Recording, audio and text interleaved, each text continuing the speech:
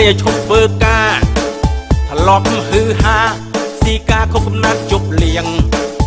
នាំស្រីដើរចូលខេធីវីរំច្រៀងឥឡូវអត់លុយដេកផ្ទះស៊ីសៀងស្តៀងអស់លិតអើយងាប់ឯខ្ញុំផ្អាកមួយរយៈប្រកាសអមតភៈធ្លាប់ប៉ាវ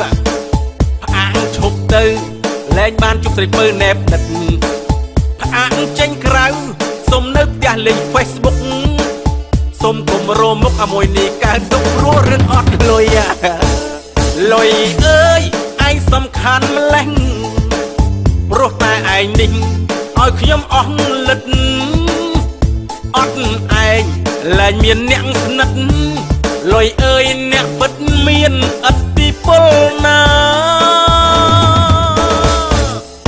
កំឡោះអស់លិតឈប់គិតកែខ្លួនសាជាថ្មីធីបចោលរឿងស្រី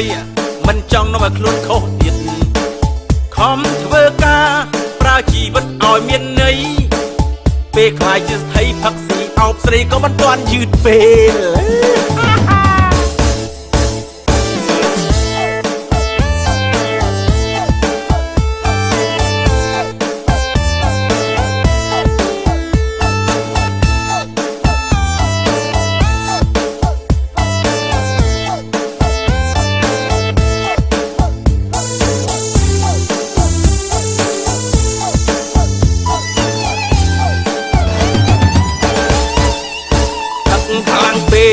មេស្រ័យតែឈប់ធ្វើការ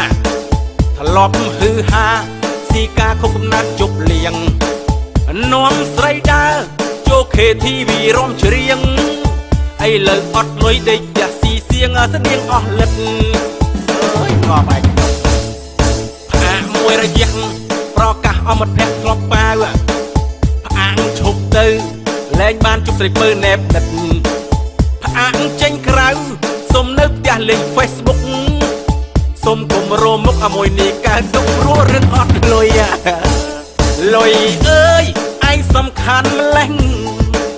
ព្រោះតែឯងនេះឲ្យខ្ញុំអស់លិតអត់ឯងលែងមានអ្នកស្និទ្ធលុយអើយអ្នកពិតមានឥទ្ធិពលណាកំឡោះអស់លិតឈប់គិតកែខ្លួនសាជាថ្មីធីបចោលរឿងស្រី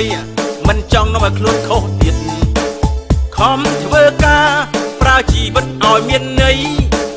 ពេលខ្លាយជាស្ថិផឹកស៊ីអោបស្រីក៏មិនទាន់យឺតពេល